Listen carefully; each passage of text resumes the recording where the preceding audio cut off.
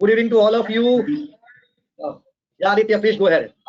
Yes, good evening to all the dignitaries on this virtual dais and all the participants who have joined in large numbers. I welcome on behalf of Law and Representation Committee of GSTPM to all. This is our inaugural session of this study circle meeting, and what better topics could we have for this session? And we have today a very eminent speaker with us, Sri K. Vaitiswaran sir. So I welcome all, and I would request our president to give his opening remarks. Thank you, Aditya. Welcome to all of you for this first cyclical meeting of this term 21-22. I recognize the presence of my all OBs. I recognize the presence of the past president of association, senior member of association, all my district members. सबका स्वागत है ये seminar के अंदर, and also thankful to our advocate K. Vaitiswaran sir for accepting our invitation. Friends, this is the beginning of the GSTPM 21-22, and I'm assuring you that this year will be going to be a remarkable year. बहुत सारे seminar, workshop is going to are on pipeline, and definitely every educational activity we are going to take place. We need a full support of all of you. Thank you coming in the large number. I just make announcement that today is the first session of the LNR committee. I compliment the LNR committee chairman Shri Ashish Shah, our convener Shri Rahul Thakkar ji, Aditya Sima Pradeep ji, the backbone of LNR committee Parth Badeka ji, my all managing committee member, and all of sudden our advocate Sejal Shah for giving IT support. Just to inform you that our many activities are on pipeline. Tomorrow we have a first regional center outreach seminar with the North Maharashtra district along with the Tax Practitioner Association of Maharashtra, and on the GST. We have also the intensive circle meeting is going to be held on 26 August. We have seminar on the recent amendment on the VAT and GST on 16th. We have the online guidance sale coming on the 10th August, where the queries of the participant can be discussed by the panelists. So the many more going to come for the GSTPM. I will request all of you who have not been member, please be a member of GSTPM, because this year you are getting many events at subsidized rate, and many things going to come. So full of the year with the educational activity, full of fun, full of education. So let's begin with today's seminar, today's technical meeting. शुरुआत करते हैं गणपति का नाम लेके, जय गणपति बापा Moriya.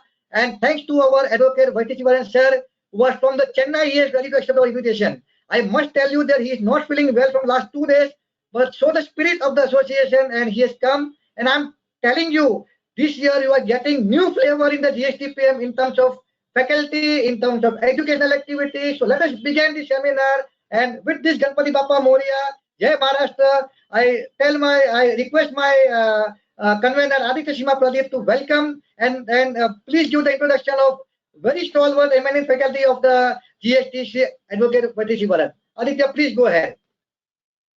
Thank you, President sir.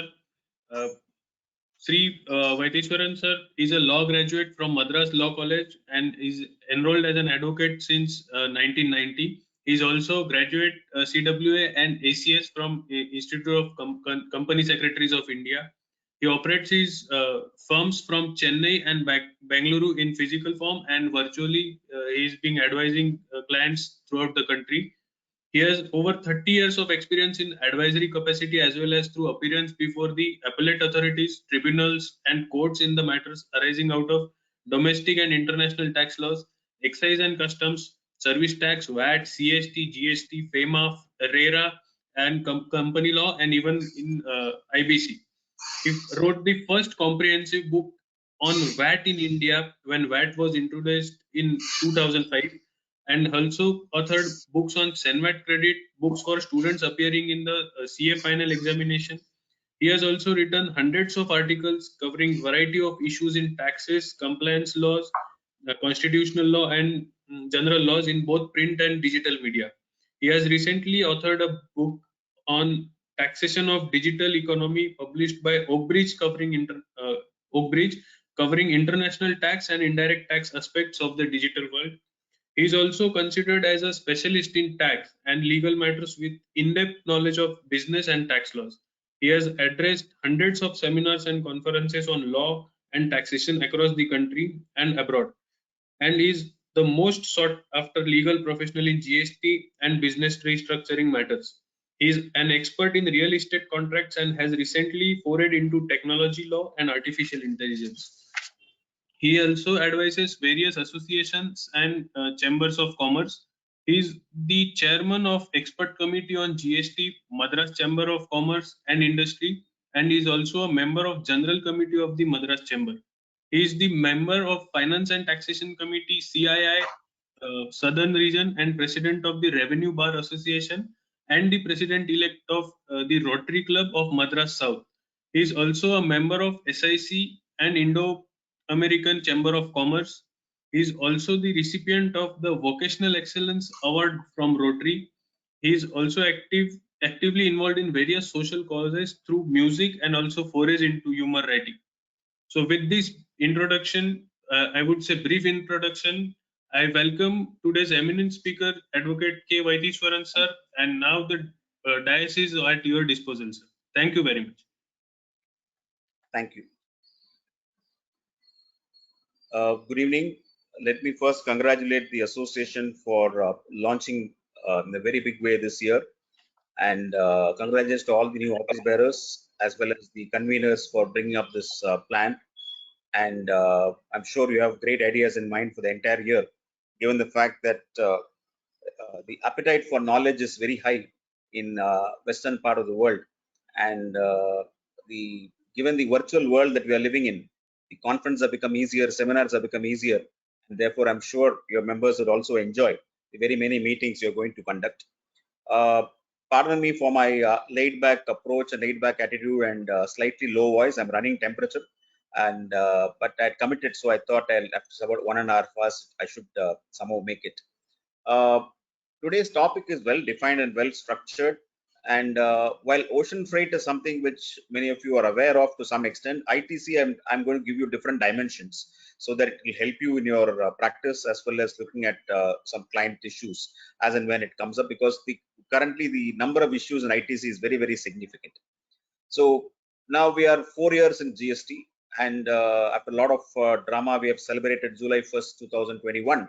And at each point of time, we say we have achieved a milestone, we have achieved a milestone, we have achieved a tax reform.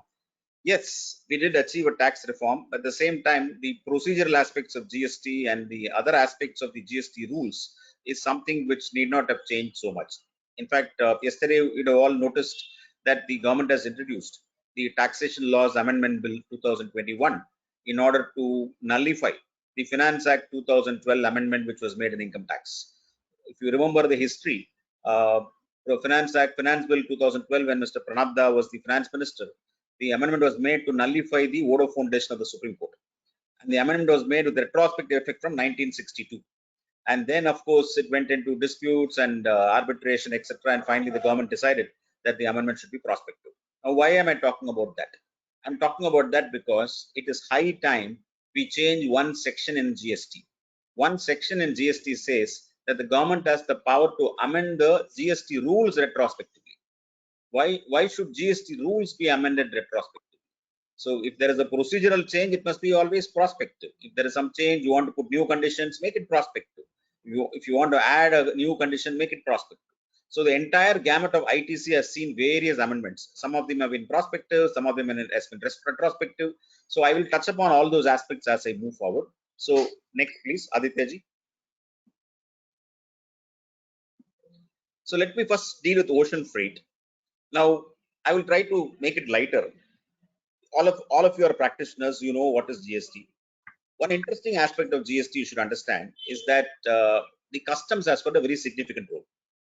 So let us imagine something like this. Goods are coming all the way from London to Mumbai and landing at the Mumbai port. Now, typically I'll use some customs language. The value at which the goods emanate from London is called as the FOB value. Then it travels through ocean and lands in India. Therefore, there is a freight from London to Mumbai. Obviously, goods have to be insured. Therefore, there is an insurance. So when it lands in Mumbai, it is called as CIF, or cost insurance freight. All of you must be familiar. I'm just for the sake of youngsters, I'm repeating this.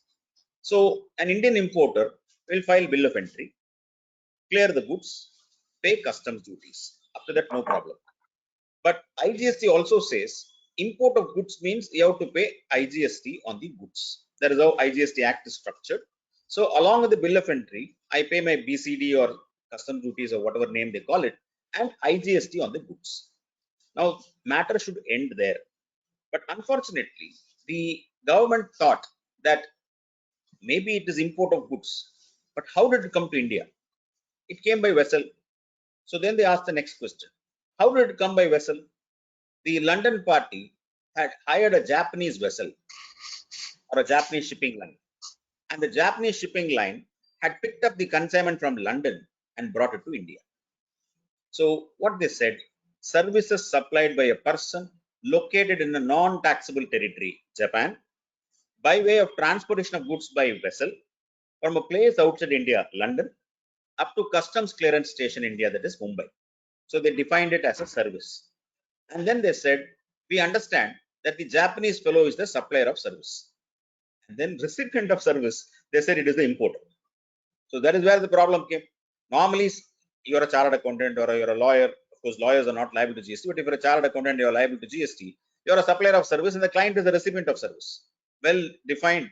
Any person who gives you money is the client. The person is, and even the definition of recipient says any person who pays the consideration under the GST law. So ideally, logically, they should have said recipient is the London company. But instead they said recipient of service is the importer. Next, please.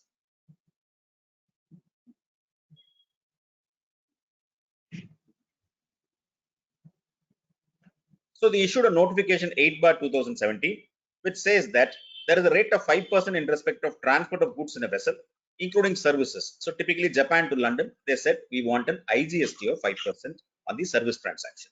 Next. And then they had a doubt how to arrive at a value, because the CIF, as I told you, will be the goods value plus transportation value plus insurance value. So all inclusive one price would be there. Or a CFR transaction. Typically what happens, the Mumbai importer would have negotiated with the foreign supplier saying that, "Arey yaar, I want these goods. What is the price? You buy a vessel, you hire vessel, you make your own vessel, I don't care. I want these goods at this price. Can you give me these goods?" So he fixes a £100 price. So what is the cost involved in transporting the goods, or what is the amount paid to the Japanese company? Nobody knows. Only the London fellow knows. So the government said, where it cannot be identified, it shall be deemed to be 10% of CIF value. So they created a deeming value of 10% of CIF and then said on that, the Indian importer should pay 5% GST. Next. So what is the effect of this transaction? It is a tax on ocean freight on a transaction where the price is all inclusive, but it is a transaction, it is a levy on a transaction between two non-residents. The service provider is a Japan wala, the service receiver is the London wala. Why should the Indian wala pay the tax? That's a question. The contract is executed outside India. I don't know what are the freight terms. The consideration is paid by the London fellow to the Japanese fellow. As an importer, I don't know what is your transaction. How can you make me liable? Next. So when you challenge a section, when you challenge a notification before a court of law, you have to say why it is not valid, because the notification says reverse charge mechanism is applicable. Reverse charge mechanism is applicable on the recipient of the service. So section 5(3) of the IGST Act says recipient shall be liable to tax. So the question before the court was, can you say that the importer is the recipient of the service of transportation? Importer is the recipient of the goods that he had bought. Importer is not the recipient of the service between those parties. For example, to make that goods, the London fellow could have very well engaged one technical agency to inspect that product. Can you then say, out of the price, remove the technical inspection portion and pay that reverse charge on that? Then the documentation will be prepared by a CHA in London. Can you say, no, the CHA service you pay separately under reverse charge mechanism? So you can't, vivisect that particular value of goods and then try to say some portion is the consideration for the service. So when the foreign supplier is located in London, in this example USA, engages a service provider located in Japan for transportation, the recipient of service is only the foreign supplier, and the recipient of service is the person who is located abroad and not the Indian importer. Next. Then logical question is, when can IGST on reverse charge come? It can come, you're all well aware, if the government says that following categories of person, RCM applies. Goods Transport Agency, if it does not put in the invoice. legal services, it applies. Sponsorship services under certain circumstances. So there are notifications which says that when RCM is applicable. Now, import of service automatically attracts RCM. That is very clear in the first entry in the notification. So is this transaction an import of service? So what are the three conditions for import of service? Supplier is located outside India. Recipient is located in India. Place of supply of service is in India. So if we look at all these three conditions, the contract is for transportation of goods by vessel between somebody in Japan and somebody else outside India. It is clearly not in India, and therefore recipient is not in India. Place of supply, if you look at, there are only two sections, section 12, section 13. Section 12 says both of you must be in India. Section 13 says one of you must be outside India. If both are outside India, there is no section, because place of supply is well structured. 12 and 13 are well codified. So there is no place of supply provisions, and therefore you cannot apply place of provision, supply provisions. Therefore, when both parties are outside India, both these sections have no applications, and therefore place of supply cannot be determined as in India. Next. So what are our arguments as far as these matters are concerned? In fact, these matters came up today also before the Madras High Court, but it's been adjourned because the main appeal is pending in Supreme Court against the Gujarat High Court judgment. So as far as the arguments is concerned, we have a judgment of the Gujarat Ambuja Cements. Now, Gujarat Ambuja Cements pertains to the service tax regime when they impose service tax on GTAs. So the question was whether GTAs can be liable to service tax. So the Supreme Court said, so long as you can establish a connection, a rational connection between the tax and the person on whom it is imposed, then it is valid. Next.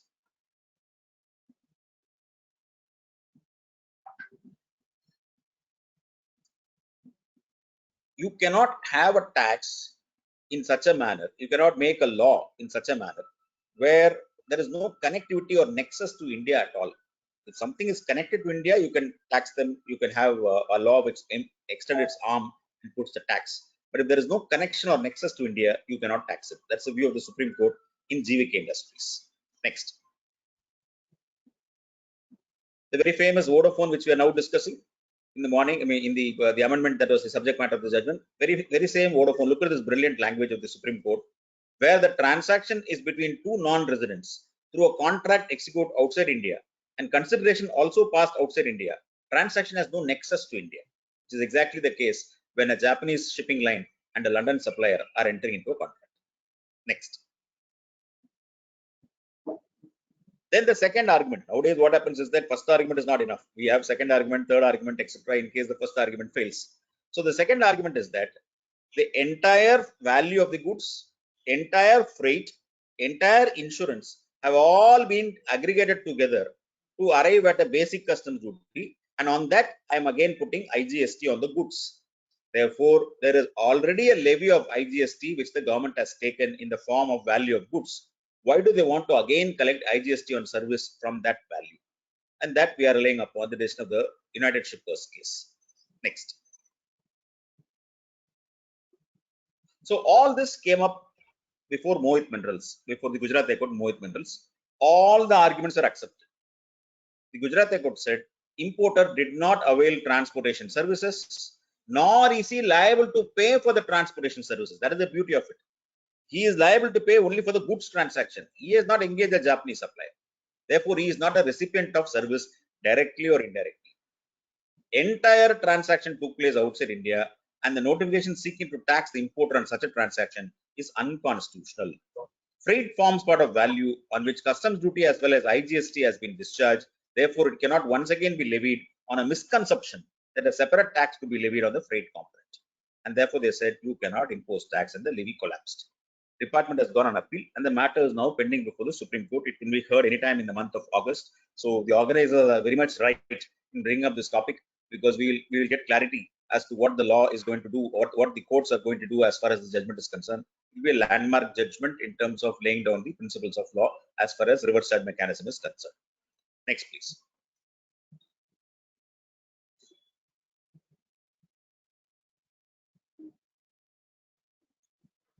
Aditya? Yeah. Now I'll go to input tax credit. Since both Alok and Ashit and Rahul spoke to me about this meeting, I decided to do it in a depth of lecture format. So even though I would normally speak as at different kind of issues and bring it up. Given the fact that you have a wide range of audience, I thought I will vivisect section 16.2. We will read section 16.2 as if we are students in a classroom, so that we understand what is the role of section 16.2 and why really there are no real issues which we are fighting about. So 16.2, input tax credit. I have to satisfy 4 conditions. 1, I must possess the tax invoice. I must receive the goods. Tax has been paid, and there is a return furnishing. So these are the 4 conditions, 16.2 A, B, C, D. Finance Act 2021 has inserted section 16.2 AA, which now imposes a condition that the supplier must have filed GSTR1 return. Now, the supplier filing GSTR1 return is coming as a condition only now. Finance Act 2021 has brought this amendment, and the amendment is yet to be notified. Obviously, it will be prospective because amendment is very clearly prospective. Notification will be even more prospective. So till that point of time, there is no condition that the supplier must have filed the GSTR1 return. Whereas what is reality in practice? Every authority questions whether supplier has filed a GSTR3B, supplier has filed GSTR1. If he has not filed that, I will question your credit. Where does that power come? Because there is no violation of the condition. I have received the tax, assuming, I'm assuming all other conditions are satisfied. I have received the tax invoice, I received the goods, the tax has been paid, furnishing of return, etc. Then 16.2 AA is yet to be notified. It is only a new condition and cannot be insisted for the past period. Next.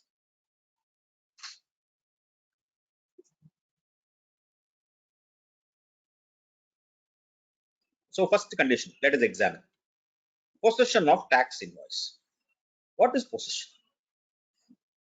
Why are we talking about possession when we are living in a digital world, when government has implemented e-invoicing?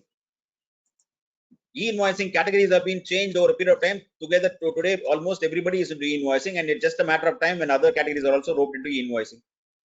If e-invoicing, IRN can be created, digitally the invoice can be maintained, IT Act allows you to maintain records digitally in electronic form, can you be called upon to show the physical copy of the invoice, which is what some of the officers are asking. Where is the copy of the tax invoice? It is in my system. It is in the email. This is the IRN. That is also possession, because the Information Technology Act clause says where any law provides that any information or any matter shall be in writing or typewritten or printed form, then notwithstanding anything contained in such law, such requirement shall be deemed to have been satisfied if that item is made available in electronic form and accessible. You should be able to give access to the file which has got the invoices. If you're able to give access to the file that has got invoices and it is available in electronic form, you've complied with the possession rules, you've complied with the technology rules. Therefore, in an e-invoice regime, this word possession cannot be understood as a physical possession. You have the invoice, yes, it is there in my SAP system, it is there in my server. Now, what is happening is people are honestly taking printouts and filing in every branch location. If they have 29 locations, they're keeping branch invoice wise because there is an audit requirement and somebody is asking questions. Even during audit, auditors don't ask for the physical copies. Today, they're all in a very digital format of auditing. But unfortunately, when the queries come, there is tremendous amount of pressure. So this is the first condition, possession of tax invoice. Next. He has received the goods or services or both. Now, receipt of goods is mandatory. There is no quarrel on that. I am availing input tax credit on a plastic raw material. The plastic raw material weighs about 5 kilos. I must receive it in my factory. Now the law has changed significantly that e-way bill is mandatory for almost all transactions except few exceptions. Therefore, e-way bill is generated, the movement is tracked, there are GPS systems which track it. After all that, because of the fact that I have to prove that I have to receive the goods, companies are forcefully maintaining what is called as goods received note. The goods received note is not required in an e-invoice era and an e-way bill era, but forcefully, because if some officer comes and asks, prove that you have received the goods, how do you prove it? One of the documents, traditional documents which we prepare, is the goods received note. So at the factory, when the goods enter, it is possible. So when you're talking about a factory, generally there is a good system of receipt of material. But if you're talking about a trader, whether that kind of control is there, because he will receive it in a warehouse on his behalf, and that will be kept in that particular warehouse and then dispatched when he needs. So how do you demonstrate receipt of goods? So what is happening today is, because of the fake invoice racket, while some have not received the goods, there are different kinds of transactions. One fellow would say that I have got invoice for iron and steel. Show me the invoice. Invoice says iron and steel, 1000 kilos. E-way bill, one vehicle number is there. The department checks the e-way bill, it's a scooter. So how did 1000 kilos come by scooter? So department says this is a fake e-way bill. This is a fake invoice. You have not received the goods. That is one category of persons. The other category of persons who have received the goods, but they may not have the exact document to show that they have received the goods in the format which the government wants, and therefore they are suspected. So today you find everybody painted with a negative brush by saying that you don't have proper documentation to prove that you have received the goods, and therefore you're also into fake invoice. So there is tremendous pressure to reverse ITC. I think if your client is genuine and he has actually received the goods, whatever paperwork you have should be enough to substantiate that he has received the goods, and you don't have to imagine that I failed to create a GRN. There could be many correspondence to demonstrate that. The fact that you have paid him the supplier, that also shows that I won't pay so much unless I have received the goods. All that will also elaborate proof. Next, one more point. He has received the goods or services or both. How do you prove services? I can prove receipt of goods somehow. If I have received an advice, normally nobody likes advice. But if advice comes, how do I prove I've received advice? If there is an elaborate legal opinion or elaborate report given by the auditor, or an elaborate analytical study given by the auditor, yes, there is a study. But the issue is so complex. The auditor is so specialized. One phone call, he gives you advice. You have received the service. He raises an invoice. For a service provider, the invoice and the payment is the proof of service. So in many cases, what happens? You have invoices for supervision services, analytical services, coordination services, business support services, infrastructure support services. All these services you cannot quantify. You cannot establish how I've received it. I can only show my contract. I've engaged so and so person to provide the services. My contract says monthly has to raise the bill. I've received the bill. How do I prove receipt of services? Only way is the fact that I've paid him shows that I have received. If I have not received, I will not pay. I will write complaints. You have not provided, you have not given the delivery, you have not given the service, your quality is poor. I would have written a lot of letters. The very fact that I have paid him shows that I have received the services. Next. Third condition, he has furnished the return under section 39. Now, a lot of people are to some extent taking a view that the supplier must have filed the return. That is the condition in section 16.2. But I'm going to do a little bit of English lecture here. Section 16.2a provides that he is in possession of tax invoice. Section 16.2b says that he has received the goods. Section 16.2d provides that he has furnished the return. So if for the first two clauses he means the recipient, for D also he must mean the recipient. How did he suddenly become supplier? Because if you look at the 16.2, a person is entitled to avail input tax credit if he is in possession of tax invoice, if he has received the goods, if he has furnished the return. So you must file your return and claim the credit. That is a condition. You cannot read this section as saying supplier must have filed a return. That is why the amendment was also warranted. So once that is clean, then entire GSTR 1 comparison, entire GSTR 2A, 3B comparison collapses, because you can, that is not a condition as far as this notification is concerned. Next.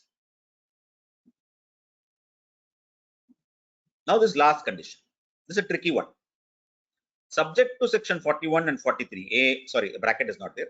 Tax has been actually paid to the government either in cash or through utilization of ITC. Now, payment of tax by a supplier is what we all understand. And the government also says he has not filed his GSTR 3B return, he has not paid the tax, therefore I can't give you credit.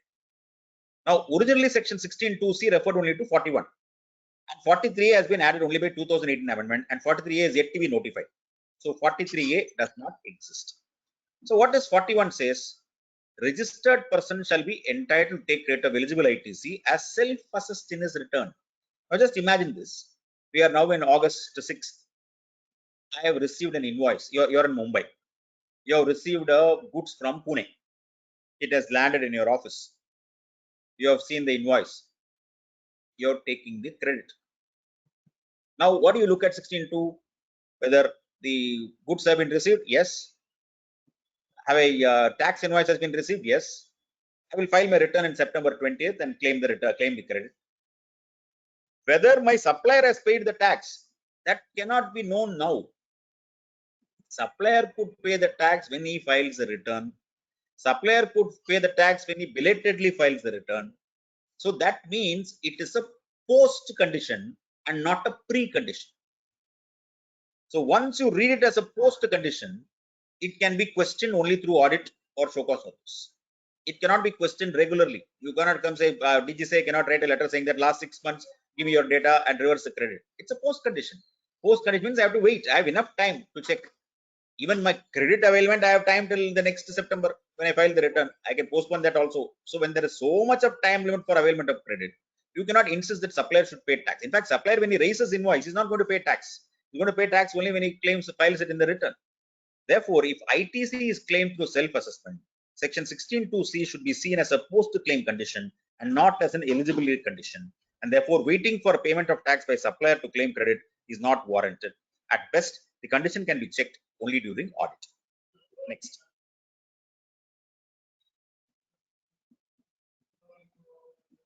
Now, coming to the condition of payment of tax by supplier itself. The matter has been challenged before the Delhi High Court, saying that I am not a CBI agency. I am a buyer. I am a recipient. I got into your GST portal, checked whether that fellow is genuine. His number was there. Goods were good, services were good. I heard somebody say that his quality is good. Therefore, I placed a purchase order. He also supplied. I also received. I also made payments to him. What more can I do? No. You must follow him. Wherever he goes, you have to check. Check whether he has filed his return. Check whether he has paid his tax. I cannot get that information.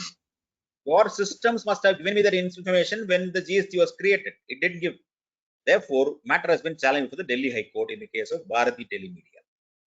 Now, whatever we see now today is some reflection of the past.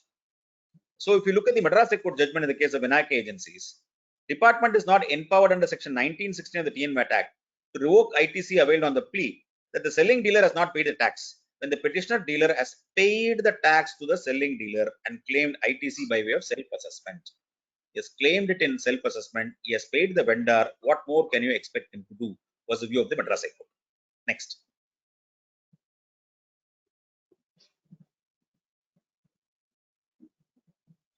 Delhi went one step further.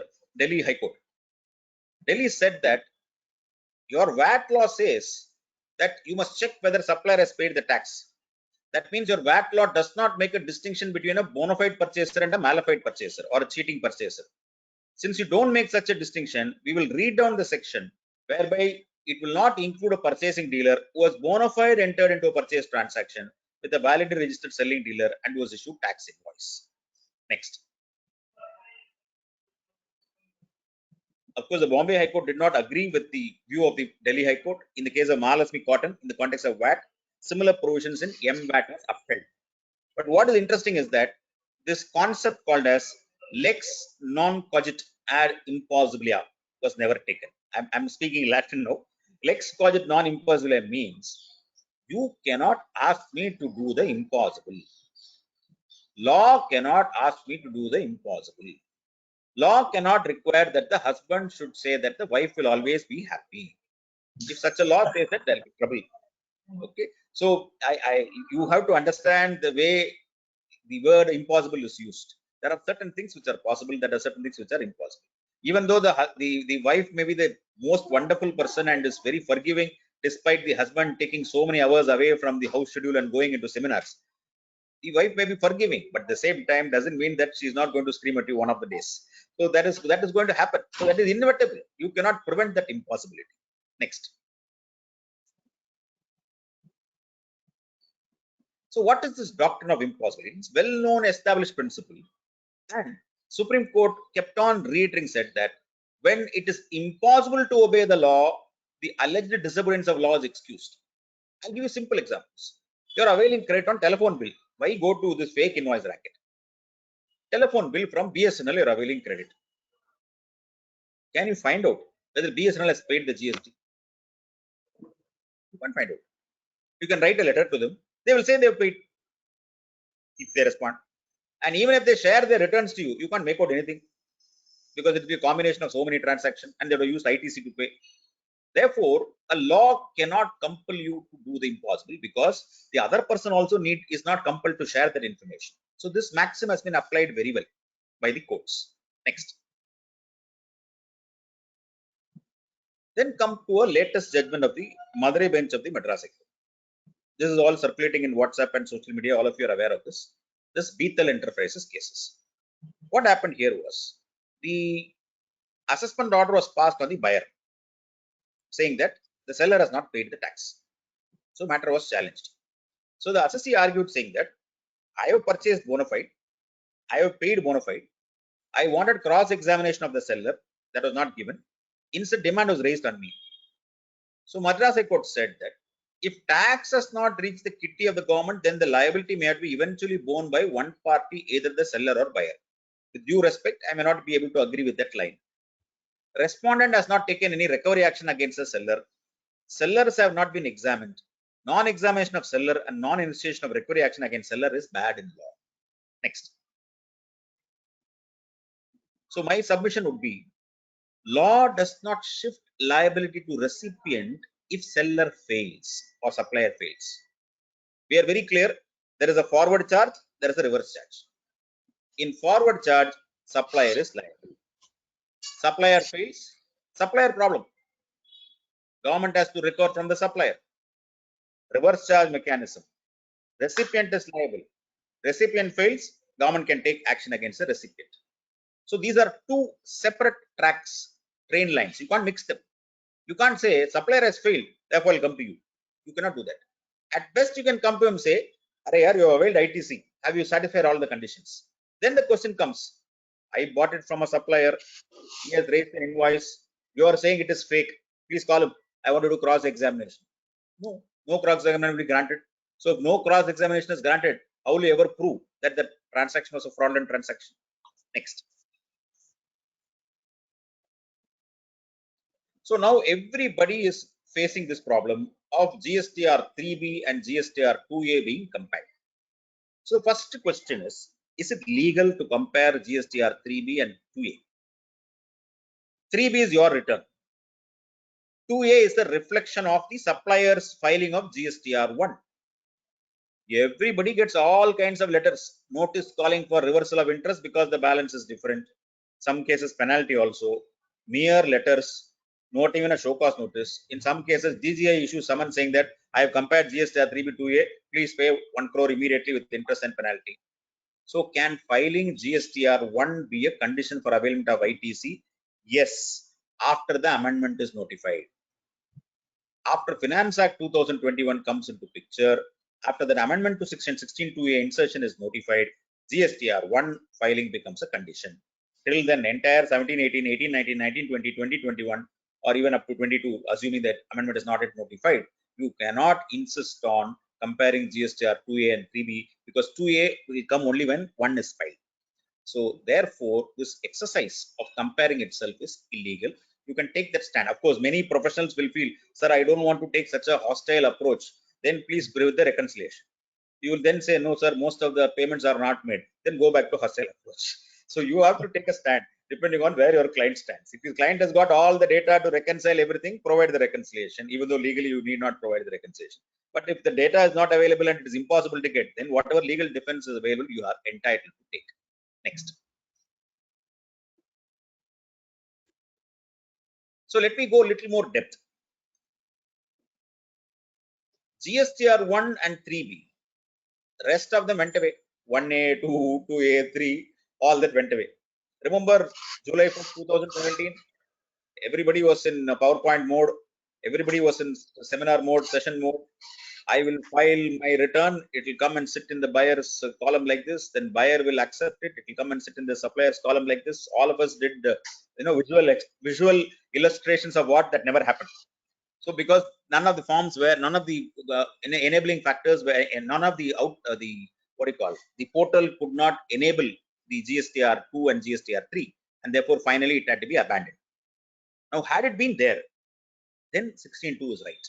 If all those things had worked together, then every buyer would know immediately, every seller would know immediately what is the transaction, as and when he does it. Since it was not there, then you cannot insist on something to compare it. Payment of GST by taxpayers is by GSTR 3B and not by GSTR 1. 2A is only an auto-populated form. It is only a facilitation measure to check the item. Next.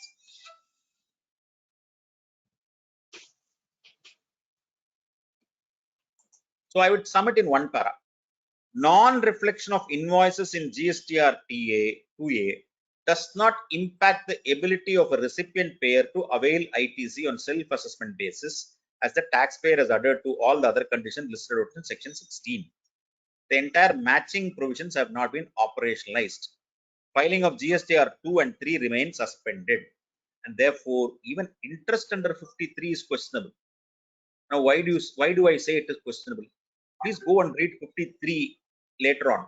If you read 53, it will refer to 4210 and 4310. Both sections have not been operationalized. Therefore, in effect, GSTR 2 and the other forms GSTR 3 have not been there. Therefore, if that is not there, how can you activate 53 alone? Next.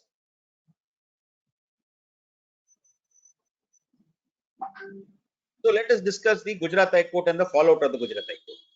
In the Gujarat High Court, in the AAP case, the Gujarat High Court referred to the press release and then clarified what is the due date for filing ITC, etc., and then made a beautiful observation, where perusal of Rule 61 would indicate that the return specified is a return required in form GSTR 3 and not 3B. So AAP actually very clearly said 39 refers to 3 and not 3B, and therefore exercise of comparison is wrong. Next. So the government amended the rules. Rule 60 sub rule 1 was substituted from 1/1/2021. Please note the date 1/1/2021. Rule 60 sub rule 1 provides that the outward supply furnished by the supplier in GSTR 1 shall be made available electronically to the recipients in Part A in GSTR 2A, etc., etc., etc. Therefore, even if one were to assume that GSTR 2A has attained some legitimacy on account of 61, it is only from 1/1/2021. It was not a retrospective amendment, it was a prospective amendment.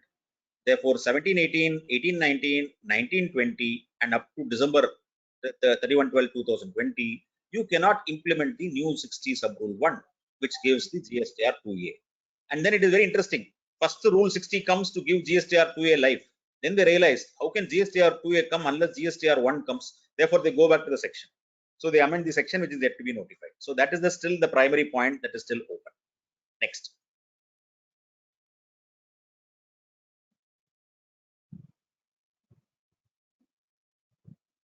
Then we have the separate tamasha, 36(4), where they say it shall not exceed 20%, then 10%, then 5%, so on and so forth.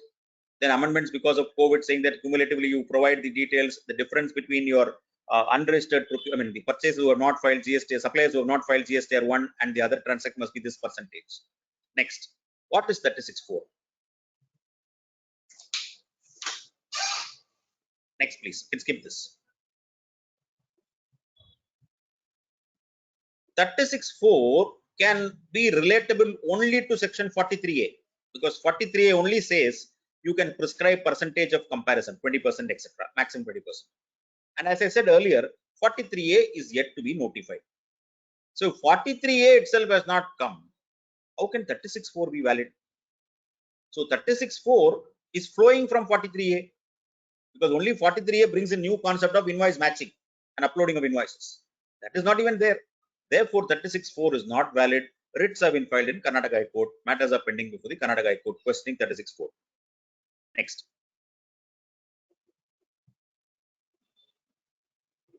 Now I come to the hot topic, this fake invoice racket.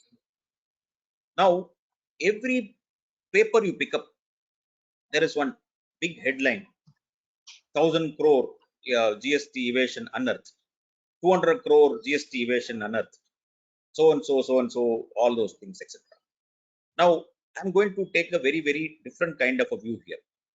I will just use names for the sake of understanding, because to make it clearer, none of those parties are involved in any kind of these transactions. It's just for illustration. Forgive me, Ashit and Alok. So, Ashit is a supplier. Ashit is a supplier. I have bought goods from him, and technically, let us say it is a fake invoice. So, Ashit simply raises an invoice on me, and I have not received the goods. What do? I claim ITC. I raise one more invoice without goods on Alokji. Alokji claims the ITC, and then he raises one more invoice on Adityaji.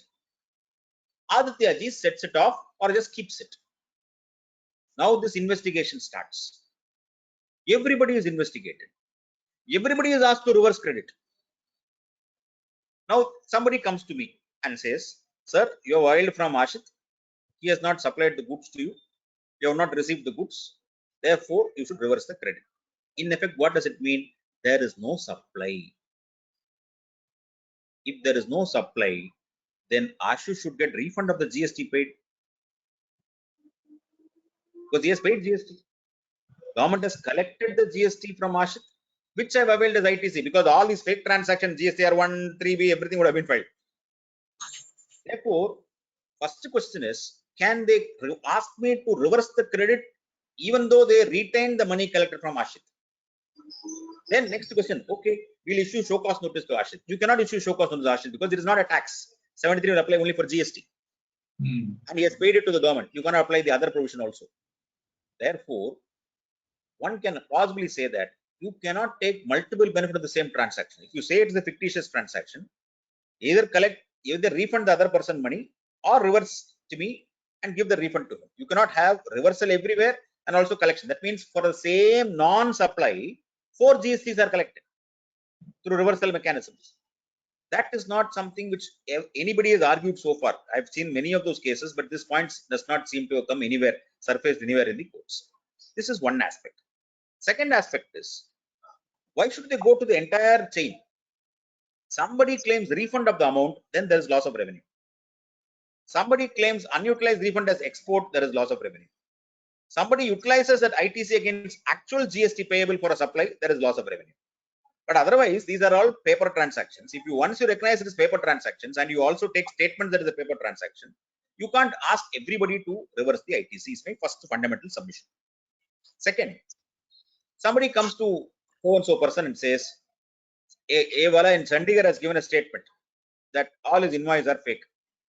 We went through his list. You are there as a buyer. Therefore, your invoice is fake. I don't know. I have bought it from genuinely. My goods are genuine. My transaction is genuine. Maybe out of 10 transactions, 3 transactions he has done genuine, 7 he has done fake. I am the 3 fellows. I have goods to prove. No. We have summoned, we have taken statement from him. So you're entitled to ask for cross-examination. If some statement is the basis for an assessment on you, or a statement is the basis for a liability on you, you're legally entitled to say, you're relying on a particular statement, you're saying so and so person sold to me with a fake invoice. Let me examine him, ask him questions, because I have proved that I've paid, I have proved that I've received the goods. And there are enough judgments saying third-party records alone cannot be relied upon as an admissible piece of evidence. So what the government do is, one, I am not endorsing fake invoice. Let me be very clear. Fake invoice is a racket which needs to be taken out from the system. How do you do it? It is very difficult to do it because world over same problem exists. European VAT has got something called as carousel trade. Carousel trade means if you look at this trade fair, you will sit on one horse. It will keep on going in circles. Somebody will be sitting on a rhinoceros. It will keep on going in circles.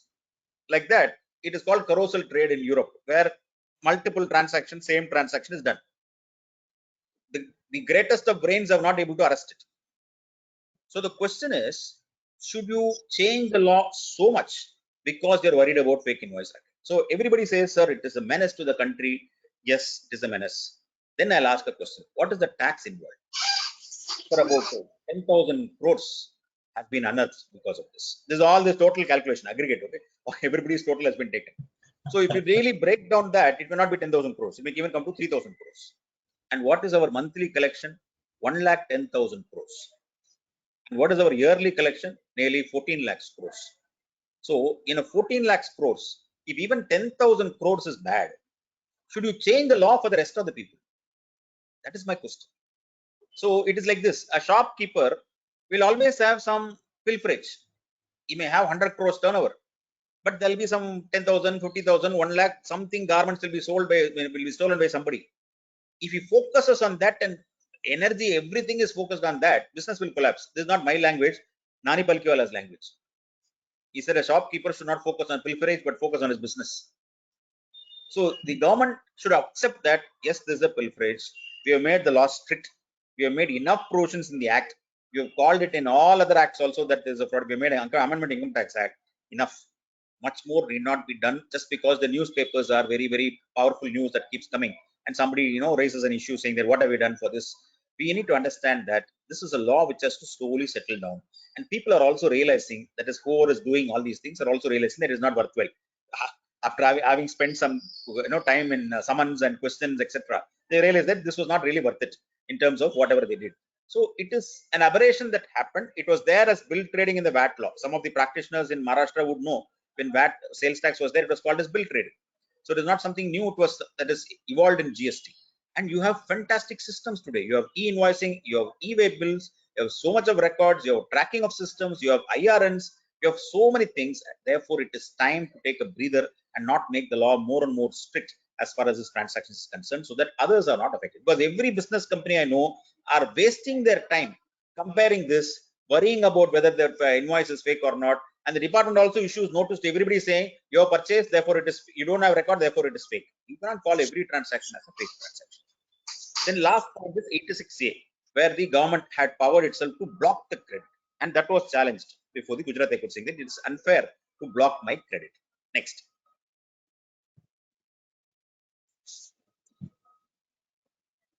Some other issues in GST is that you bought the goods, then the department tells you, I have cancelled this fellow's registration. Therefore, your ITC is fraud. Reverse it. First question, when did you cancel it? Today.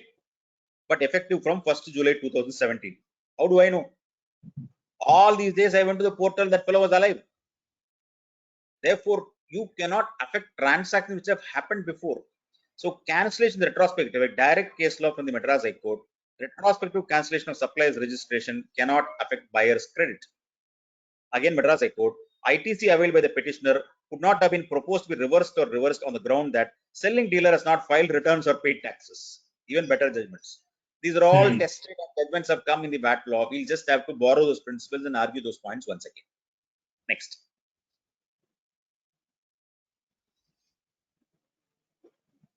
Then the massive power, Brahmastra, will provisionally attach during any pendency of proceedings. This fellow will be doing 1,000 crore turnover. He's got some 5,000 employees, and then government feels that he'll run away, and therefore they'll provisionally attach his bank account. What happens if you provisionally attach your bank account? That business which was running well will collapse, because you cannot pay salary, you cannot pay PF, you cannot pay ESI, you cannot pay your taxes, you cannot do anything because you have to lift the bank attachment. You go to the bank, fellow says, I don't know, till you get a complete clean order from the CTO or from the assing officer, I will not remove the attachment. Here is a High Court order staying the attachment. No. Assing officer must tell me, then only I'll remove the attachment, otherwise he'll come behind. So everywhere bank attachment has virtually frozen companies' operation. So matter came before the Supreme Court. Next.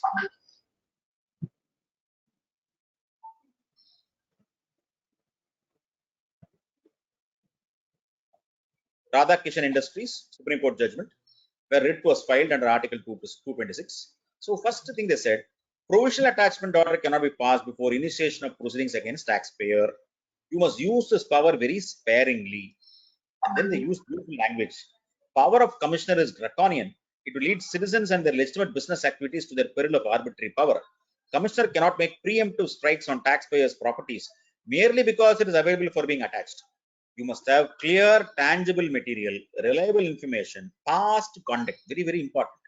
Whenever you are having an attachment threat, your past history plays a very important role. I've been in this business for so many years. I paid so much of VAT for so many years. I paid so much of service tax for so many years. Look at my return tax history. Look at my IT history. look at my balance sheet. I am not going to run away. Don't freeze my business. After all, you're going to issue show cause notice. You issue. I'll give a reply. Yes. You'll give adjudication. Yes. After the order is passed, I'll go on appeal. When I go on appeal, I have to pay only 10% of the disputed taxes. For the 10% of disputed taxes, where I'm going to run away? I don't have to, entire bank account has to be attached for that purpose, because that will freeze my operations. Next.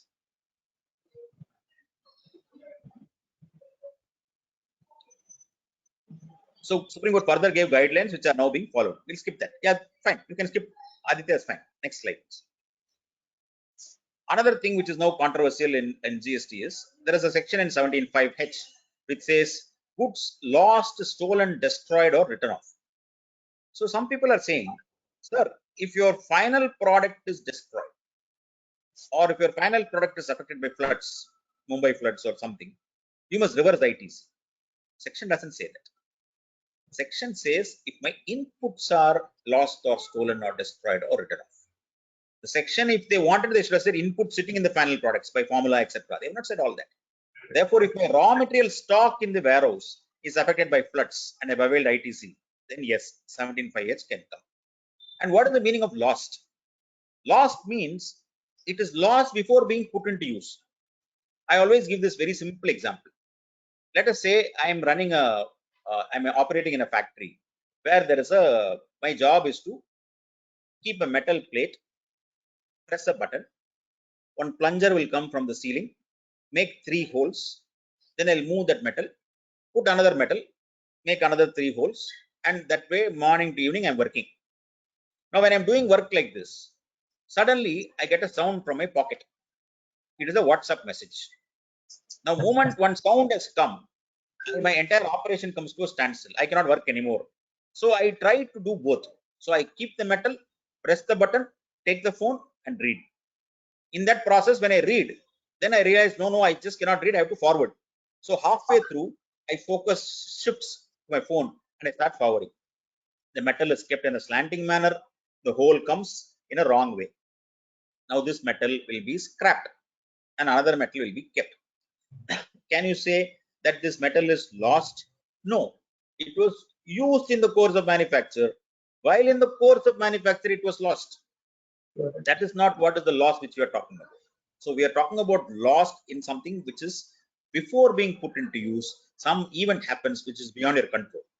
And written off, all of you, many of your accountants, there is a veil of a difference between written off, provision for write-off, partial write-off, provision for partial write-off. Section covers only write-off. Therefore, even 1 rupee value is kept. It is not write-off. It is partial write-off. Partial write-offs of section 17(5)(h) will not apply. Next. One recent judgment of the Madras High Court. Madras High Court held that 17(5)(h) indicates that loss of inputs that are quantifiable and involve external factors or compulsions. A loss that is occasioned by consumption in the process of manufacture is one which is inherent in the process of manufacture itself. Therefore, reversal in the case of loss of consumption of input which is inherent to manufacturing is misconceived and not contemplated by 17(5)(h). So you have a direct judgment of what I talked about as far as 17(5)(h) is concerned. This is based on old Senvat principles. Next. Then this is the one I had a pleasure to argue and win this case, Manasarovar Madras High Court. Simple point in GSTR 3B. I have to file a return. My monthly output liability is 10 lakhs. My ITC credit is 6 lakhs. I need 4 lakhs cash. Only if I have 4 lakhs cash, my GSTR 3B will be accepted. Otherwise, it won't get uploaded. But I have a 6 lakhs ITC. I don't have the cash. Therefore, I delay the return. 1 month, 2 months, etc. 3 months later, I get the cash. I file this return. I file late fees. I also pay interest on the 4 lakhs portion. The department said you must pay interest on the 6 lakhs portion also. So we went to court and said that ITC is nothing but GST paid by the supplier. Therefore, that you cannot ask interest. Plus the entire GST, in fact, I had the pleasure of, when arguing this matter, gave the entire GST Council minutes, step by step, how this topic was discussed, who discussed, what was argued, etc. before the GST Council, and then convinced the court, saying that the entire intention was never to levy interest on the ITC portion, it was only on the cash portion. and therefore the proviso must be seen only as retrospective.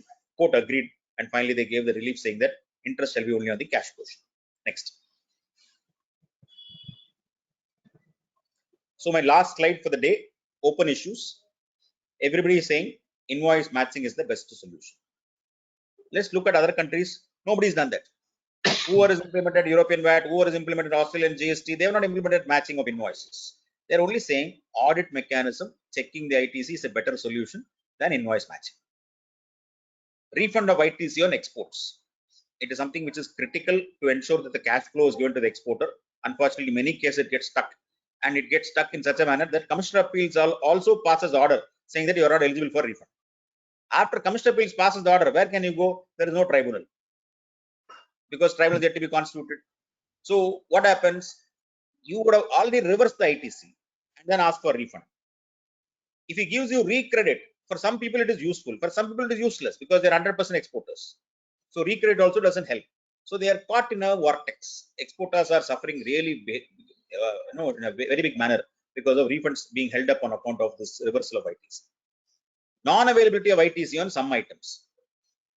Entire constitutional mandate or the statement of objects of the constitutional bill for GST was eliminating cascading effect of taxes. Having that as a statement of objective, how can you have sections which says no, we cannot give you credit? You're all aware of the Orissa High Court judgment, where in the case of safari retreats, the High Court has said that you can claim on construction if you are a developer. Of course, matter is now pending in Supreme Court. But if that section can be read down, all other sections can be read down. Because the principle behind that 17(5)(c) being read down was cascading effect is getting violated. A also violates, B also violates, A also violates. So by the same logic can be extended for other things if you have the appetite to fight. Time limit for availment of ITC. Everybody says that we have a time limit, etc. But people are now kind of resigned to it. They try to claim the credit as quickly as possible. But this also will go to Supreme Court at some point of time, whether the section is valid or not.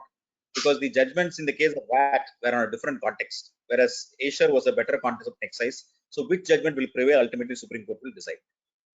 4243, if your client is into 4243, then God save the client, because he has to know English, he has to know maths, he has to know all amendments in sequence, he has to know how T1 is written, how T2 is written, especially if he is operating manually, and then ensure that he doesn't get a negative figure after calculation, and then comply with rule 42, 43, because 42 and 43 are very, very complexly worded. They could have been more and more simple, because what is the objective? You're having one revenue which is taxable. You're having one revenue which is exempted. We want to give you proportionate credit. Simple accounting concept. A divided into B by C should have been enough. But they made it so difficult, like calculating different sections, different categories, how which is exclusively used, how it is not exclusively used, etc. They should have given at least options so that people can maintain different kinds of records. But probably we'll learn as we go forward and then implement this. So these are some of my thoughts. I should thank the organization for calling me for this wonderful session, and so nice to meet all of you. Otherwise, I have seen you in Bombay for something or other for a conference. I know each of you personally, so I would definitely share a tea and chat at my store. I'm missing that. But anyway, thank you for calling me, and thank you, audience, for a very, very patient hearing. If there are questions, I'll take it up. If there is Hindi, please translate. I will try to answer as much as I can. Yeah. Thank you, sir. Thank you. Yeah.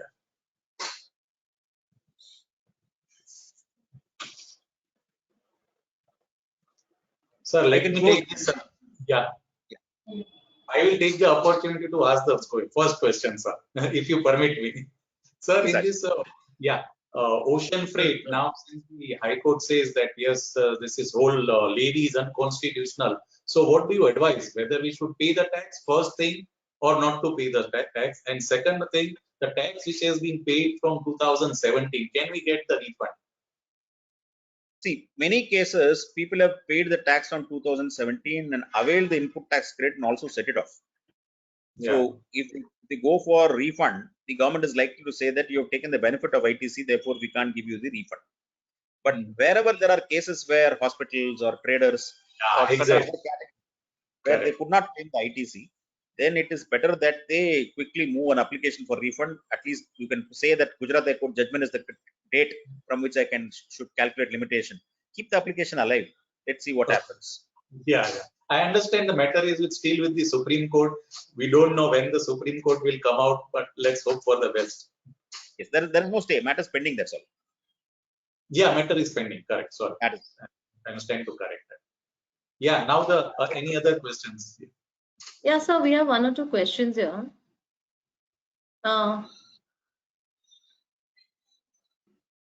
Yes, so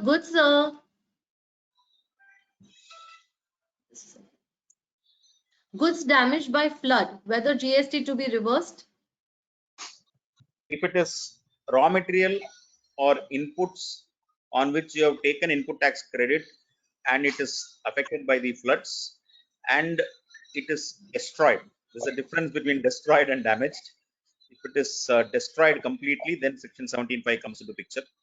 But if it's a case of your final products or work in progress, not required. Okay. Thank you, sir. So then the next question is chocolates after the expiry date disposed of, whether GST to be reversed? Chocolates after? The expiry date. That's They an are interesting disposed question. of. Yeah. See, when you say disposed of, I presume there is some scrap value to it. No? So there will be somebody who's buying it for some scrap value. And the chocolates appear to be final products. They are not appear, they don't look at raw material to me.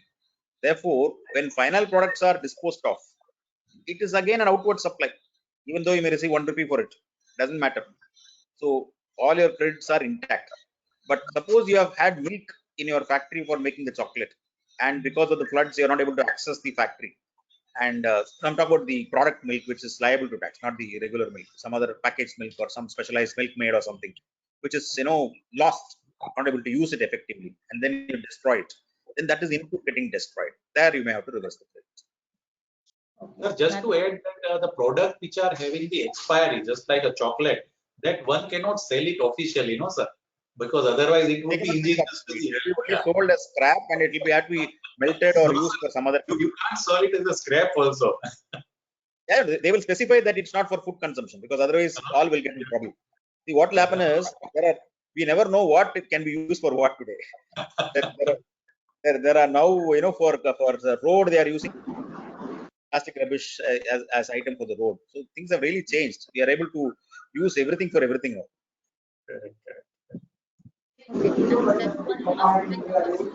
Sir, I have one question. Let's see, Sejal madam. Yes. Yes, sir. When you were speaking about the section 16 and the line of challenges, one of the very good point that you took up was the doctrine of impossibility. I was just wondering.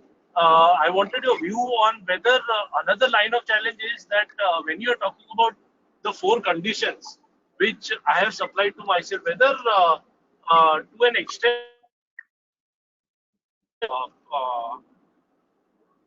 hello. Yes. Go ahead, Parth. Okay. Hello. I'm losing audio. Can you elaborate? The last part alone I missed.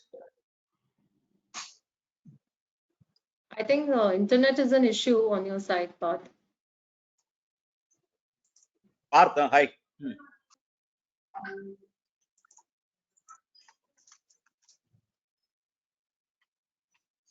Okay, until Parth connects, we'll just take up one more question quickly. Sir, can you please suggest if the tribunal is not there, then what needs to be done? Because there is a time limit which will get lapsed and someone suggested to go to High Court, but clients don't have that much budget. I hope tribunal will get formed soon. Good point, and it's sad state of affairs because tribunal is not going to be easy because the section is worded in such a manner that there are 3 technical members and 2 technical members. I mean 2 judicial members, which means technical members have a majority. And our association only challenged it in Madras High Court. Every association only challenged it.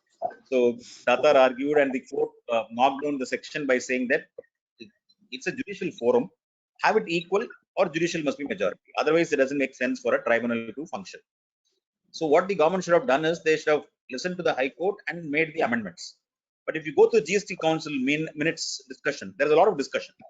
What they are discussing is how to deal with this. Can we have 1 more person appointed or 2 more person appointed and make it 7? Or can you have a rotation whereby there will be judicial majority to meet the High Court restrictions as well as have technical, etc. So the states and center are not able to arrive at any kind of consensus on this, and that is why this tribunal is yet to be constituted. That is why they issued the removal of difficulty order, saying that your time limit will be there till the date. Time limit will start on the date when which the president of the tribunal assumes office, which means when the section is activated, effectively the tribunal is constituted, then only the time limit of 3 months or whatever will start. Therefore, I will look at it in 3 cases. Number 1.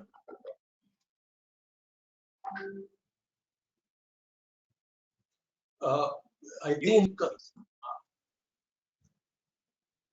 have claimed refund. Refund has been denied by Commissioner Appeals. Secreted to your books with you. Therefore, it should not be a problem. But you still want to agitate the matter, then you have to go to High Court saying that there is no other remedy available. If your client is not able to afford the budget or the tax involved is not that much, 60,000 rupees, 80,000 rupees, etc., then they can politely wait till the tribunal is constituted and then file the tribunal appeal because nothing is lost.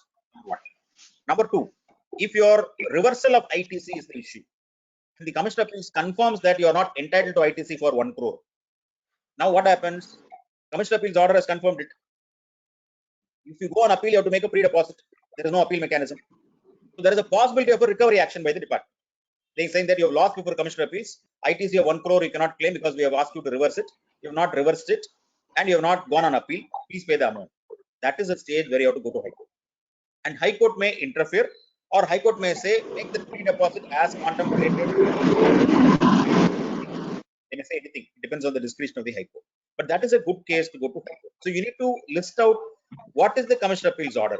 If the Commissioner of Appeals order is going to result in some kind of a threat or a recovery action or a bank attachment, then you should protect your interest. But if the Commissioner of Appeals order is only going to give you recredit and you're going to wait for some other event to get back that cash, you just have to wait for it. Okay.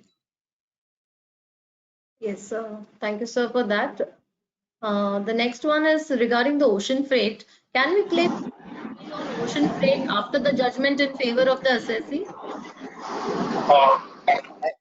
Can you, sorry? Can we claim interest paid on ocean freight after the judgment is in favor of the assessee? Interest paid on what? It appears that the tax which he has paid, on that he has paid the tax late. So he has paid the tax plus interest. Now he says that I want the refund of interest also. In the case, you are entitled to tax as well as interest refund. Yeah. Make the application. Make the application based on Mohit Minerals. Yeah. Okay. And sir, sorry for 1 second. Sir, sorry, I got cut off in between. Okay. What I was trying to say, sir, is I wanted a views on this when we are talking about summons and also talking about section 16 simpliciter, and there is one that is the doctrine of impossibility. But I wanted a views whether doctrine of substantial compliance. Doctrine of substantial compliance. Compliance. I got it. Yes. I got it. Sorry, sir. Some data issue. Yeah. Parth, I got a question. Sorry, sir. Understood the question. You saying that in addition to impossibility, why not rely upon doctrine of substantial compliance, whereby you say that I have complied with most of the conditions as set out in 16.2, and whatever yes, sir, is not really the old Harichan and Hansraj Govardhan Das and all those case laws can be argued, except that the exemption case law was there. No, what is the Deepak? Yes. Something. Dilip Kumar. Dilip Kumar. That is one thing which you may have to get over. And then, but later on, there was, I presume, that the Mother Mary or some other case where they were kind of. Yeah, Mother Mary has explained Deepak. So you will have to marshal your case and distinguish Deepak, focus on the Mother Dairy case, and then build your case. But it's a fair point.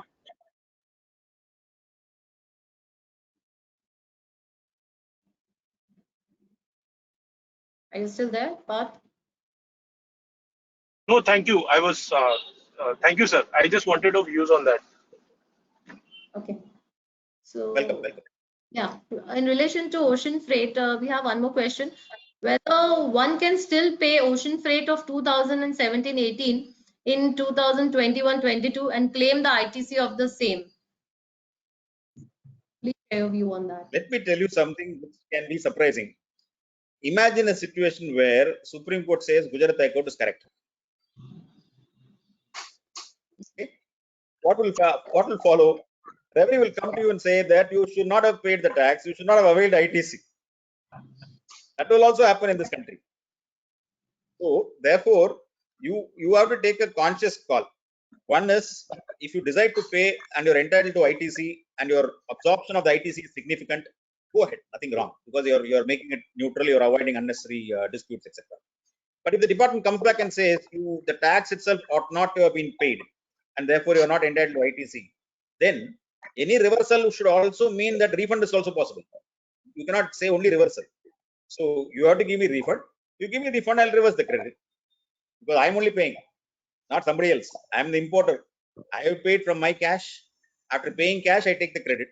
You are saying that I should not take the credit because tax is not leviable. Give me a refund.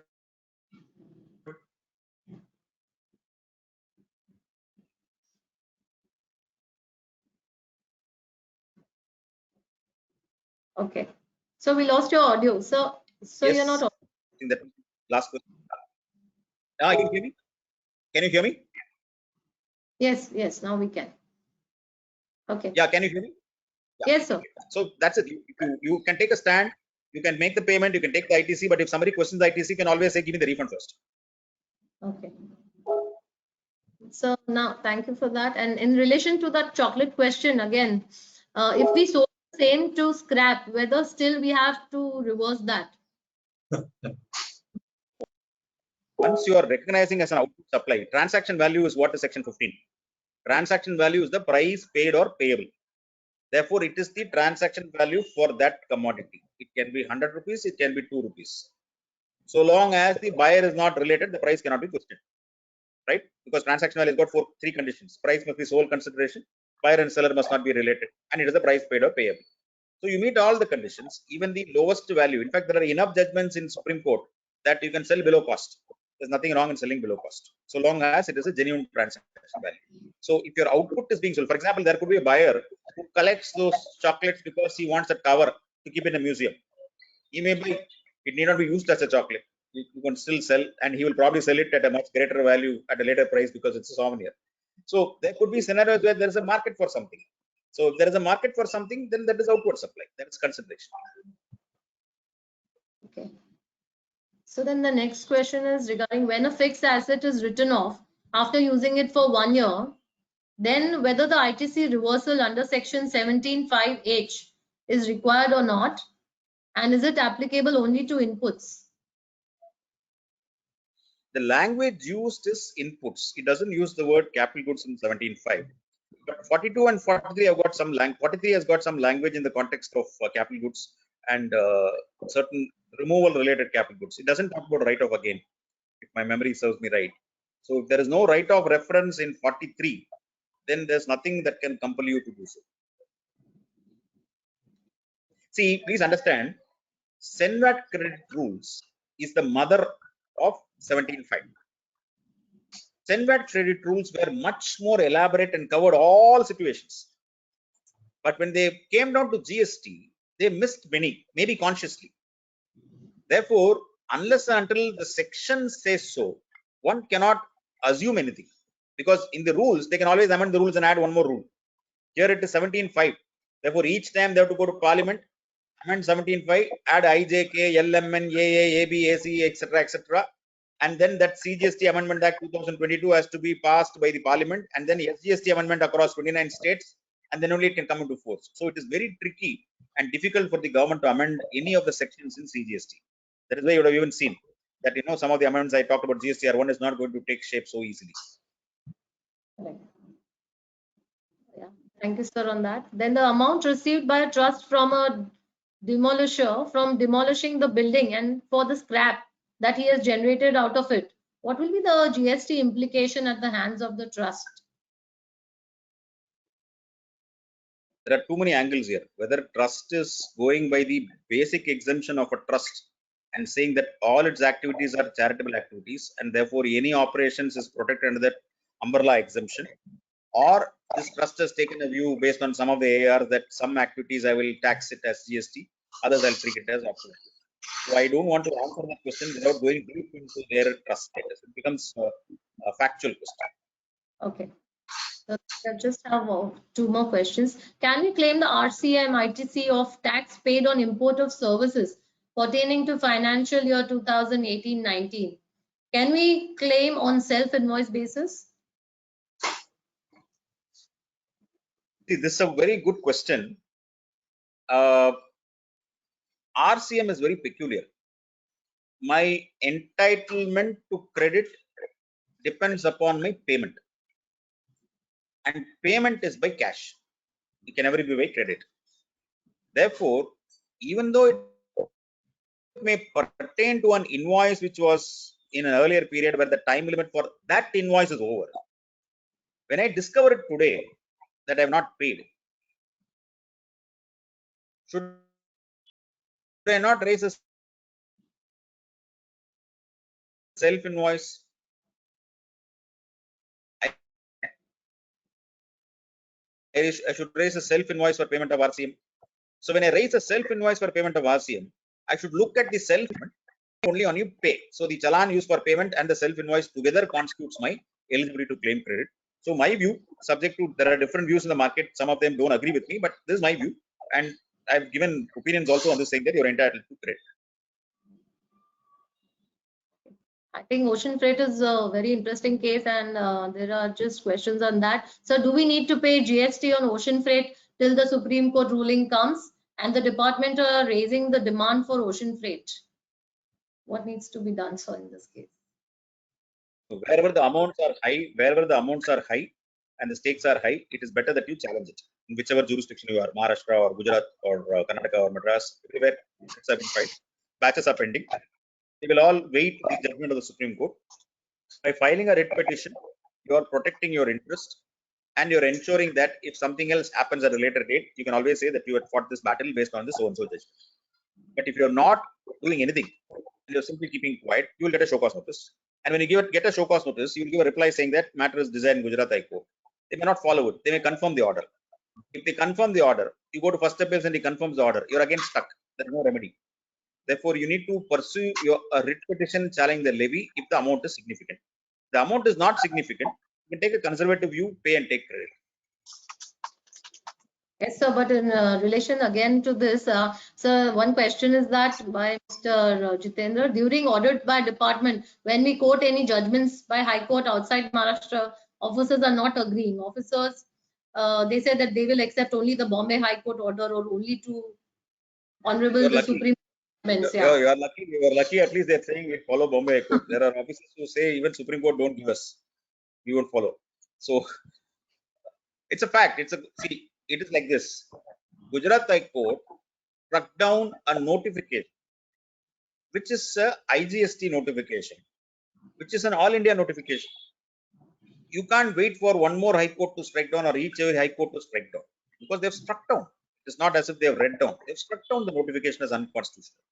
Therefore, it doesn't exist on paper. It doesn't exist on statute. Of course, all of us are aware that matters are pending in Supreme Court. Therefore, you can probably request your audit officers to wait till the outcome. The Supreme Court is going to decide anytime in August. You can wait for the outcome of the Supreme Court and then proceed.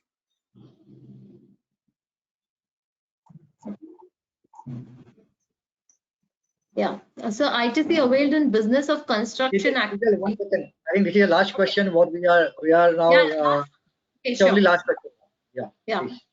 ITC availed in business of construction activity engaged in commercial complex builder sold one shop during the ongoing construction activity and the remaining after the completion. Should we reverse the proportionate ITC? This again, you will have the same issue. You have the judgment of the Gujarat High Court where they said mere CC does not mean it is an exempt service. And the same logic should apply. Mere CC should not be treated as an exempt supply in GST.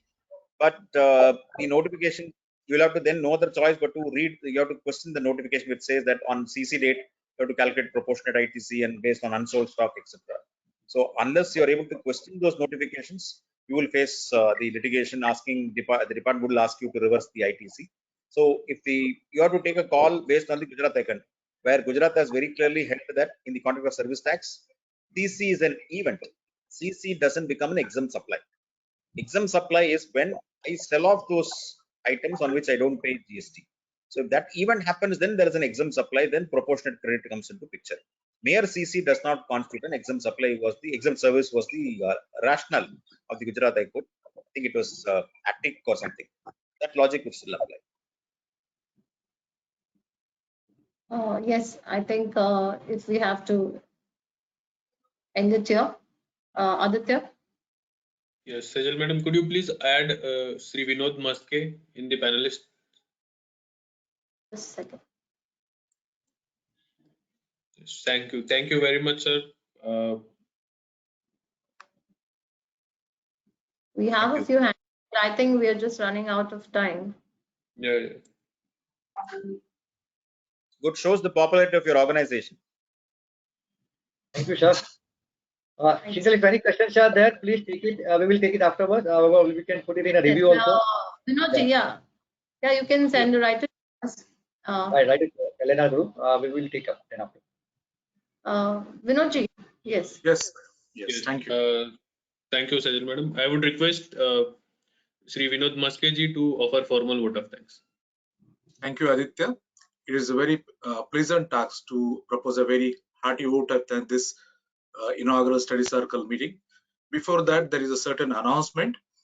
First, on 10th August 2021 at 6 p.m., we are organizing first time online guidance cell meetings where our panelists, namely Nikita Badeka, Mayurbai, Subhash Padde from Pune, going to answer the queries of our members.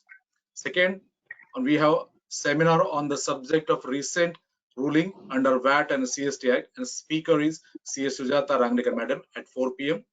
And the last, on 26th August, we are having intensive study circle meeting under the convenership of Ishan Patkar, Dilip Nathani, and Sejal Shah.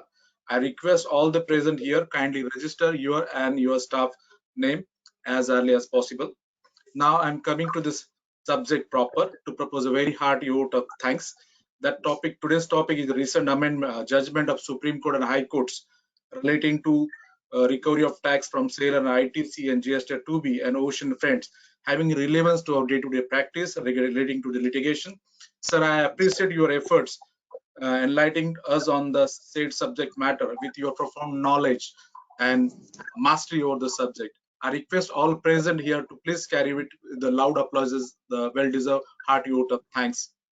I also sincerely thank the chairman of LNR committee, Sri Ashish Shah, and President Alok Bhai for their efforts, and the IT team also. I also sincerely thanks all outstation association and their office bearer and members present for today's study circle meetings, and thanks all GSTPM committee members who has taken keen interest in this organizing this such type study circle meeting. Thank you. Thank you. Thank you. Thank you, sir. Mr. Vaideshwar. Thank you so much, sir. Thank you so much, sir. Thank you so much. Thank you. Take care of yourself, sir. Thank you, sir. Thank you. Thank you. Thanks, Sejal. Yes. Thanks, Aditya. Thank you so much, Aditya. Thank you so much, Parth. Thank you so much, Rahul. Thank you so much. Thank you. Thank you. Thank you, President, sir. Thank Yes, you. we end the It webinar. was very nice, very nice. Very nicely dealt by all. Great show. Thank you. Thank you. Thank you. You must